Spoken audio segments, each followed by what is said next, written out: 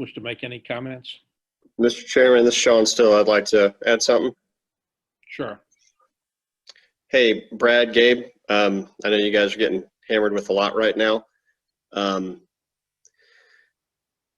It's been a lot of one-way communication, but literally just asking the question, what is the reluctance in not doing this?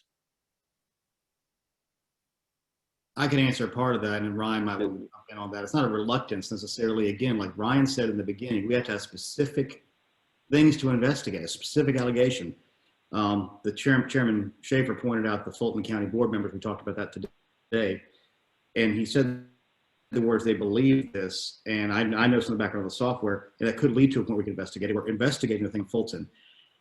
And this may me the fly in the ointment on this one, but essentially, Stacey Abrams made a lot of things where she didn't have any evidence to investigate. And we don't have, unless we have specific evidence to chase things down, it doesn't open the door for that. Everything else we've done has been really defined by statute. The hand audit was in statute. It's defined how it's supposed to be done. We chose to do an RLA. The secretary chose the presidential race to do that. That was done. The recount we're doing right now was done that same way. Every investigation where we have specific evidence, we're trying to track them down. Like I said, we have hundreds, we have 23 investigators.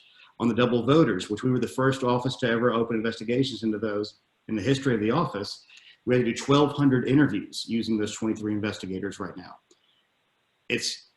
We are in the middle of running a December 1st runoff. We have to do this recount. We have to get January 5th done.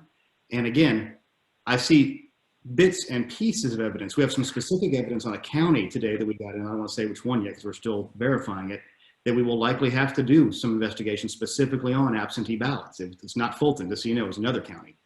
But just randomly going around getting, and again, we in case we already go this route, we've been discussing what will we do, how would we make it work, but then who pays for it? Because we don't control these ballots. At this point, they've been transferred over to the Superior Court judges, Superior Court clerks. They have to deal with all those things now because the election's been certified. And Ryan, correct me on this, but I think this is how it's supposed to flow. And they're the county's responsibility. Do we just have the counties re-look at those things again, or do we bring in a third party? And if it's the GBI, who's paying for those expertise? How do you decide which ones you're going to look at to do this? They're trying to fix it like it's just a state. Oh, sorry. Sorry, my wife. Continue, Gabe. I'm listening intently. But eventually, I mean, it's not as easy as, you know, I know the letter made and then the governor's request. It's not this easy thing to go do.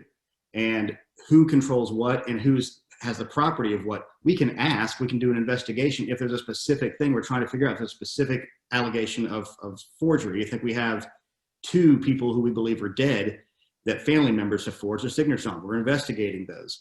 So we're doing all those things, but again, flying the ointment, I'm just stating a generalized feeling, and I said this in the press conference, a generalized thing of we don't trust it. The reason, in large part, it's not trusted is because the President of the United States and Rudy Giuliani and Sidney Powell got on and said, you can't trust these things. With very little evidence, they've been thrown out of the court. The Lynn Wood lawsuit specifically said the remedy for what you're asking for is too high and you don't have standing and you don't have any evidence.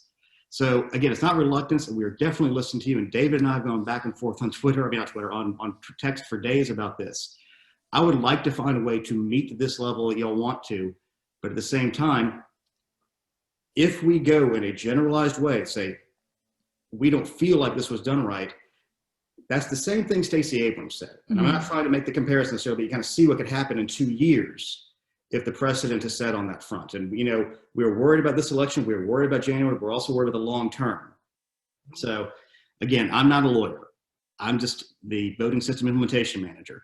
And we're trying to track down, like I said, every we track down. Okay. Handful